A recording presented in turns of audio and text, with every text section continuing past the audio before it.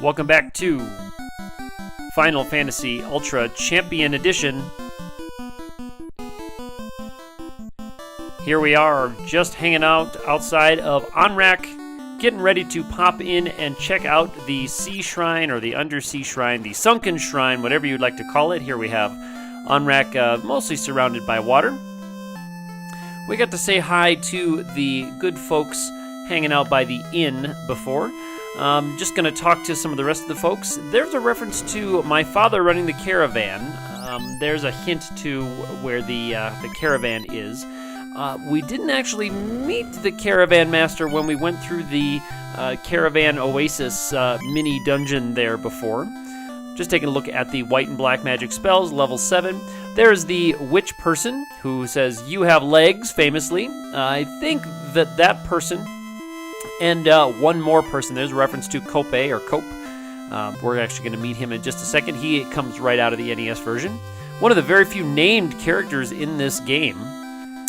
And Underhill also is a named character, the Caravan Master. He gets a name. Martine, that's a new one. Martine is going to swim to the south. So Martine the mermaid, we'll actually hear from her again, hear about her again. Here's another reference to legs, and I think that both the old witch over there and this person who shares a sprite with Erlon the dancer, I think that those are both supposed to be ex-mermaids who are living as humans on the surface, disguised as humans. Here is young Cope, who says he saw the robot flying to the north. Now, in the NES version, he's talking about the waterfall. He saw the robot flying north into the waterfall. We'll see where that robot ended up this time. Here is the main floor, the entrance floor of the Sea Shrine. See what kind of battles we can get into here. This is similar to a battle that we can pick up in the NES version. I don't know if we ever get into a 9 Sea Hag version, but we might get into a 9 one. But yeah, a mix of wizard Sea Hags and red Sea Hags is not uncommon. Now, they are all weak to lightning elemental magic. This is also a great dungeon to use your Zeus gauntlet in. And I believe you also pick up the Thor hammer in this dungeon, so by the time you finish this dungeon, you have 2 weapons that can unlimited cast Lit 2, Lightning 2. That is not the case for this particular run-through, however. So we are stuck with our spell charges. I don't really have any direct damage casting items. I do have the Bind Ring, which targets enemies. I also have the Temper Ring, which of course is just a self-targeting temper spell.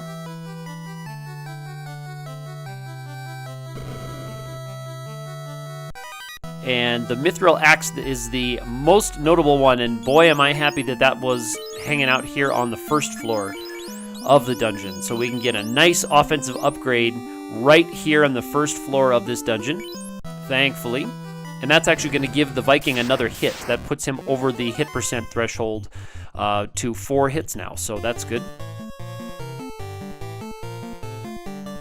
In the NES version, this dungeon is one of the game's funkiest dungeons.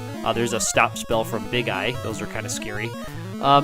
You come in the middle floor in the NES version of this dungeon. You come in on level 3, and you can either go up or down to start. Most players go up first, because up has a bunch of easy-to-access treasure, including the slab, the key item, that allows Dr. Un to teach you the Lefinish language.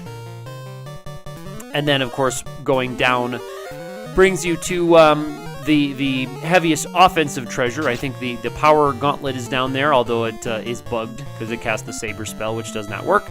The Thor hammer, I think, is down there. And then, of course, Kraken is hanging out at the bottom. That is not how this dungeon is laid out, by the way. This dungeon has been changed a little bit. And we will see how it's been changed. But Big Eyes are pretty scary in both versions of the game. This one, and it seems like most ROM hacks, Big Eyes are a prime target for being buffed up. they often can inflict many statuses on you. The odd eyes and big eyes. Now, the odd eyes can really mess you up when you're playing the NES version when they are paired with a bunch of other enemies, because they can just do gaze. They can gaze you and kind of chain stun you infinitely, which can be pretty annoying when that happens. But you can see a pretty nice experience and gold reward from the battles with the white sharks and the big eyes. Here's some undead. Undead are also pretty common in the Sea Shrine in the NES version. Most infamously, the ghost-type enemies. Or not even the ghost-type enemies, they are ghosts, specifically. They are of the kind of wraith family of undead. And they do a ton of damage and give you very little in return in terms of gold and experience. So we talked about them a little bit last time when we were in the ancient library. But there are other undead in the Sea Shrine. Of course, it makes sense that there would be undead down here under the sea. Maybe they were victims of the castle when it sank beneath the waves in a fiery explosion. Maybe that's how all these undead ended up down here with the sharks. And you can see the wizard bones are casting some indirect status type spells on us. The dark spell. Holy 1 and Holy 3 do okay damage, but it seems like they must have some resistance, because Holy 3 seems to do a little bit less. Maybe they don't. I don't have the stat sheet. But it just seems like it takes a little bit more to bring them down than it would some other undead. Now the first floor here, the main floor, is laid out more or less. Here's some rates. More or less like it is in the NES version. Obviously, every dungeon floor has been changed somewhat, at least as far as I've seen. Has been changed at least a little bit. Normally your stairs going up are on the right side of the room, and your stairs going down are on the left side of the room. There's a life spell doing massive damage to the undead, and there was over 500 there from Holy 3. The reward not quite so big from just 3 wraiths as from the wizard bones. And here's a nice chunk of gold. This is another rather common battle down here in both the NES version and the this version. We start to see the Nagas, and the Nagas do good damage, but they also inflict a lot of status effects on us, like they have the stop spell right there, so they can inflict stun and sleep on us at the same time. The waters are weak to ice. They are not weak to lightning type damage in the NES version. I'm not sure if they're also weak to lightning in this one, but I go for ice because I just remembered that's what waters were weak to in the NES version, and that's the most effective spell to use. Another nice reward in golden experience, which I desperately need.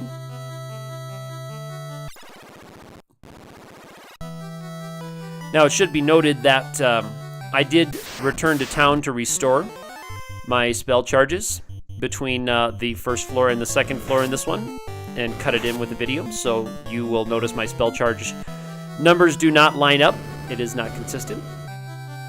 But from here, I am going to be not fighting the battles and demonstrating them as I was in the opening floor. I'm going to be running from most battles as I do in most dungeon crawls, trying to conserve those spell charges for when they're desperately needed, and thankfully that this patch allows me to do this.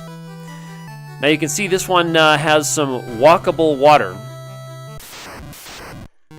Here's a battle guarding a chest. Now when you see chests with sprites around it, you can presume that there's something good in there. And I'm just going to use an Ice 2 on these waters because I know I've got my Viking and my Paladin going to be doing pretty good damage to them. Not too much. 3 hits for 82 is pretty low. But the Viking can cut through and do 300. That's pretty nice.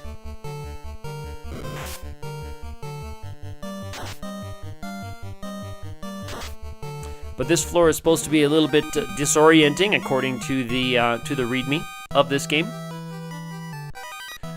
And Mithril Armor, that's a notable one. That's a big one. But this floor, because of its layout, is supposed to be a little bit disorienting, a little bit confusing. but I do want to make sure I pick up all of the treasures if I can.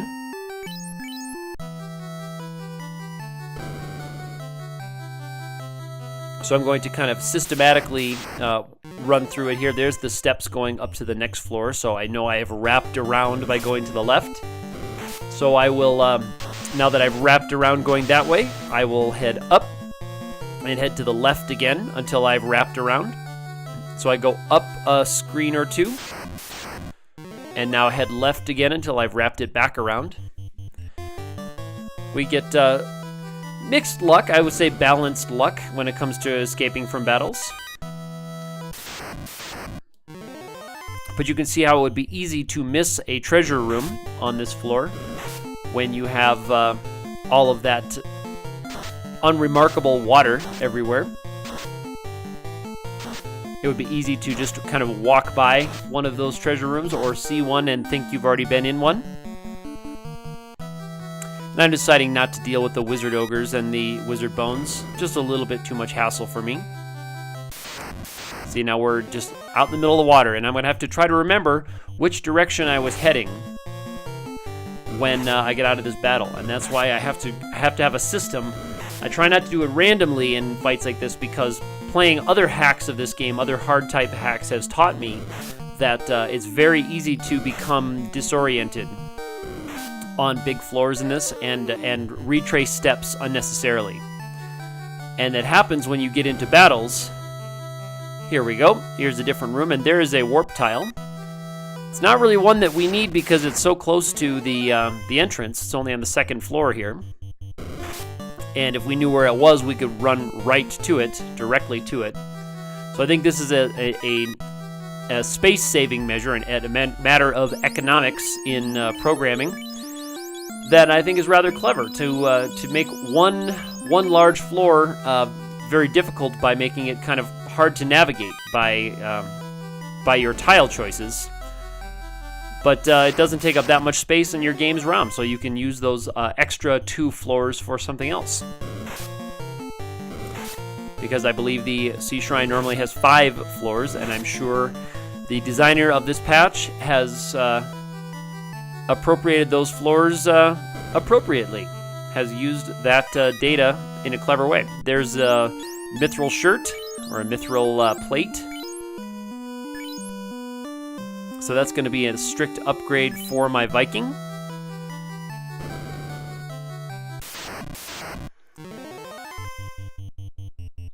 And the goal here really is just to try to pick up everything, work through this dungeon systematically, and get to the bottom with enough juice left over to take out Kraken. That's the hope, anyway. And as the enemies get trickier, I'm hoping to try to keep pace with my luck stats so that I can escape from these battles.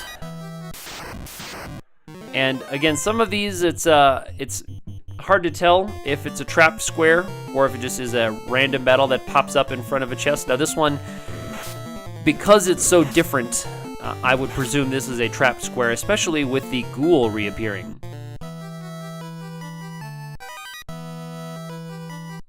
Ghoul's, of course, a early game enemy, a very early game enemy popping back. So that seems very deliberate to be in that spot, so I'm guessing that that is a trapped square. I can, with the mithril shield upgrade on my paladin, I can upgrade my cleric with the next level of shield. My cleric being usually one family of armor behind. There's a mithril hammer, so now my cleric will also get an upgrade from the steel hammer to the silver hammer. He will get the hand-me-down weapon as well. And I can see the steps going down to the next level right there in the upper right of the corner just before we got into this battle. I'm not going to go directly to them. I'm going to just make sure that I haven't missed anything else on that level. So I'm going to go up a little bit and head to the left. That is after I'm finished with these. And again, here's another almost certainly a trapped square because again we have the early game ghouls popping up. ghouls and geists, and geists are in this one not all that much beefier than ghouls. So I went over, going to the left, and I'm going to inspect this next treasure room. But again, I'm getting a little bit lost in terms of where I am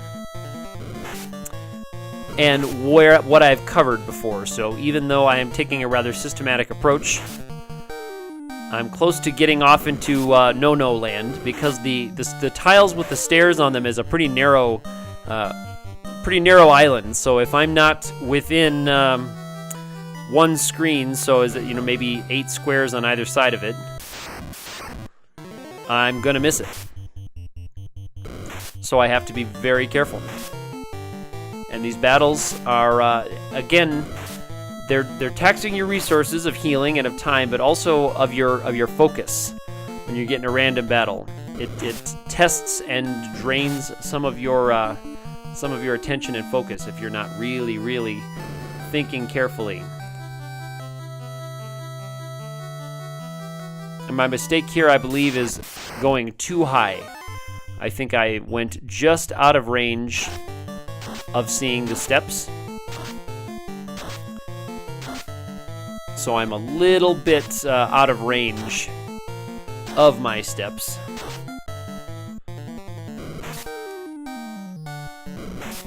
But here's another battle with the wizard bones and the wizard ogres. And these ones can take a while because all of those guys can cast spells that cover area of effect, either all 4 of your party members or all of their own party.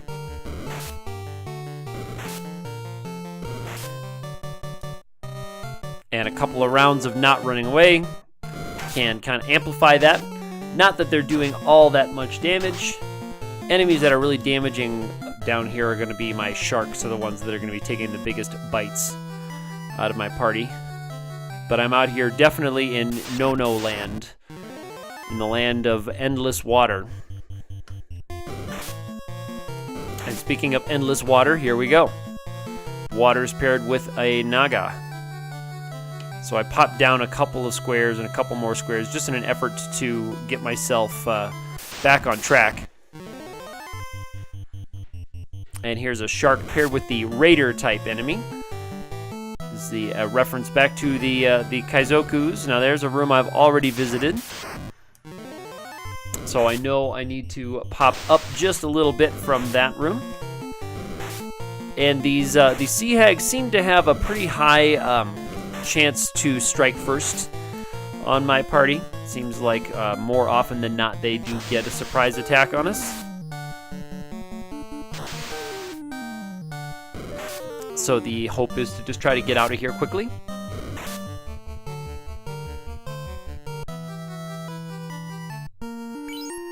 And I will finally have to start dipping into my supply of healing. Thankfully, having the heavily armored paladin up front makes things pretty easy. There's our steps going down. And on we go to the 3rd floor. I did not replenish between the 2nd and 3rd floor, so this is a continuation of that same segment. And there's the Naga stopping Esper. So far it looks like there's some enemies are the same down here as they were in the previous floor. And here's mute for everybody. Did land on everybody. That's okay, I'm just trying to run.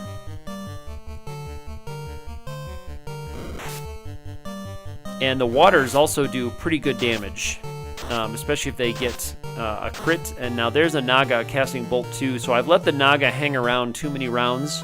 So now I know that that's dangerous to let the Naga stay in the battle for 2 or 3 rounds, because it seems like she can start with stop, go to mute, and then her next spell in the progression seems to be Bolt 2. So I need to be ready for that. Here are our mermaids, saying things similar to what they say in the NES version of the game, except that one, Martine was able to escape. So there's Martine again, who swam south, and I'm wondering if Martine is someone we've met before, maybe the dancer in Coneria. might be Martine. Or some other person we've run into before might be Martine. I'll have to look around now that I've seen that. It has been, in real time, it has been a while since I have visited those early towns. And here is what is surely a protected battle, but it's a chance to strike first, so we can promptly get out of here on the first action with 5 waters. Thank you very much. I'll take that wake ring. So there is our third casting ring. And by the name, it would cast wake. So it would remove sleep and stun status from our party members. So that will be a nice one to use when we get into a battle with those undead. I might just have my my paladin try to cast Holy 3. Here's another chance to strike first, and this is another good battle to get that prompt on. I just have my paladin cast Holy 3, and then have my sage down there at the bottom use the wake ring. And here's another battle that I'm glad to get away from right away. Nothing in there, so I'm a little bit out here in No-No land again. I'm looking for the path forward. And in another battle with our wizard bones, who can all just keep casting blind on us over and over and over again. And there's the room that I got the temper ring in, or I'm sorry, the wake ring. Which means the mermaid room is just above. Here's a battle with 4 waters. And again, hopefully we can get out of here quickly because the waters do pretty good damage, especially when they attack my non-heavily armored character. When they start to plink away at my mages, it can get ugly. Even my Viking at this level of armor, 78 damage, not critical right there. Even with his mithril shirt. So here's a big room. Looks like I needed to just go off to the left or right from the main area. And now the raider actually starting to run away. A raider or two getting out of here when they see our party's level. That's part of the morale check that happens at the beginning of every action that every single enemy in this game takes. Every round in the game, including the bosses, including Chaos. They make a check to see if they should run away. Here we can see that T-Hawk, by the way, has 2 8th level spell charges. I've yet to run into the 8th level magic shops.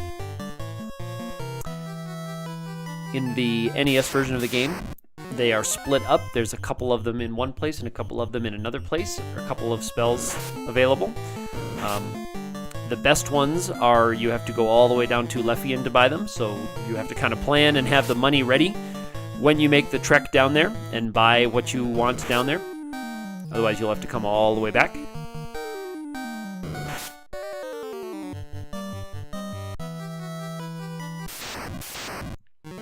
So this room is kind of a gauntlet of waters. There's a battle with 5 waters that we've got now. But this room seems to be, you run into waters every couple of steps. So I'm guessing that we have a mix of spiked squares and just our regularly scheduled random battles. Because there seems to be quite a few waters in here that come at intervals more often than you would there. Now also, what happened there is I just took 1 step and got into a random battle. So that leads me to believe that that water tile just before this one was a spiked square, and this one was just a regularly scheduled battle, because I believe all of the step progressions between battles are even numbers. Because encounter rates are different for the different areas. So you have a world map encounter rate, you have a ship encounter rate, and then you have a dungeon encounter rate. And if the world map encounter rate is X, the encounter rate for the ocean is 1/2 X, and then the encounter rate for dungeons is 2X. So you can take twice as many steps on the world map as you can in a dungeon between your next battle, and then the progression is a fixed progression, so that speedrunners can always tell when their next battle is going to be, and they can tell which battle formation it's going to be, 1 through 8. So they can tell you if they're going to be running into Warmac to within a 100% degree of accuracy. They can say, yep, I'm going to hit Warmac on this step when I get there. They can set that up very carefully. Takes a lot of work if you want to run into a war mech.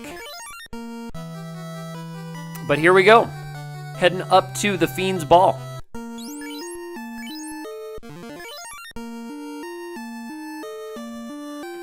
So Esper is out of Cure 1s. I'm going to use some of the Cure 2s because I don't intend to be using very many Holies in battle with Kraken. And I'd like to save my highest level healing for the battle itself, so that I'm not having to make any desperate attempts to bring someone back from single-digit hit points, because I don't know what Kraken's going to be throwing at us. I cannot accurately tell you what Kraken's going to be doing. Based on what I've read and what I've seen and my experience with Kraken, I can expect a very, very hefty physical attack from Kraken with 8 hits. And I can also expect and hope for, actually, the Ink ability, where Kraken is just trying to blind our characters. So I'm hoping for a lot more inks than physical attacks from Kraken. And Kraken does indeed say ho ho ho. So this is appropriate as I'm recording this a few days before Christmas 2016. So the first round here, I'm going to try to hit slow and or blind on Kraken. Slow does not work, and blind does not work. So I am fully vulnerable to Kraken's physical attack. And here it comes. Now luckily all 8 hits rolled low and none of them went critical. So 8 hits for 9 damage on Esper right there. That could have gone much, much worse. And I have seen it go much, much worse in other iterations of Kraken that I have fought. I've seen, of the 8 hits, half or more of them go critical. Now here's Ink. So we're all going to be blinded, but it's nice to have Kraken using that one. And there is slow does land. So Kraken will now only have 1 hit, which is very, very, very nice. So Kraken has been greatly, greatly diminished in terms of its offensive output.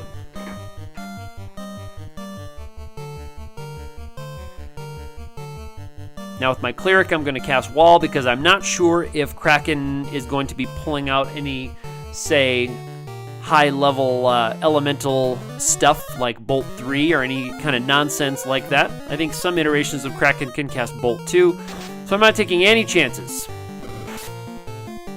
And there's Kraken, 1 hit for 1 damage. And we'll just get all of our sight back. Particularly Sulla is going to be doing some physical attacking. And there Sulla has been hasted, so Sulla will now be doing 8 hits instead of 4 hits. Which will be very, very handy. And now there really isn't much for my Cleric to do because nobody has lost much health. And all of my defenses are set. And the cool thing about this game is that your defenses don't generally need to be reset. You don't have limited time on your wall barrier. So once I get wall to land on everybody, we're pretty much set. Now there, Sulla did 8 hits for almost 1,000 damage. So between Temper 2 and Haste, there's over 1,000 damage. Sulla is pretty well set, and now I can start casting Bolt 3 with Zonk, my Sage. So even with that, even casting into Kraken's weakness, he's doing half as much damage as Sulla with the highest level axe after Temper 2 and Haste. Now there, it looks like we have a status attack with a multiple statuses there for Sulla. But that's okay because I do have access to Cleanse. So Cleanse will help out with all of that, not a big deal. Bolt 3 again. And you see very little damage there. It didn't double. So all of that stuff is clear. So it didn't double. It didn't get into the exciting range of damage. That's what spells have a very, very high degree of variance in how much damage they do.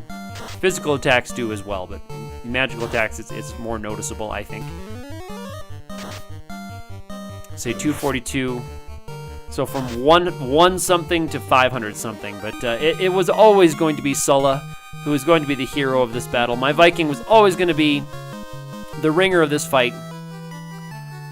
And here we go. there is our animation. Now, there is a dude walking around up there. There's a green dude up there. And I'm going to hang around and wait and see if it comes back to see if it's something in my imagination. If I'm dreaming this green dude. And nope, there he is. But I start to turn around and come back, but I decide, nah, you know what? It's not worth going back through all those waters. I bet there's a cool reference waiting for me there, but it's not worth going back through all those waters. Anyway, if you enjoyed this video, do hit that thumbs up button and subscribe if you have not already. Do leave a comment because I'd love to hear what you think. Tune in next time for more exciting action on Final Fantasy Ultra Champion Edition.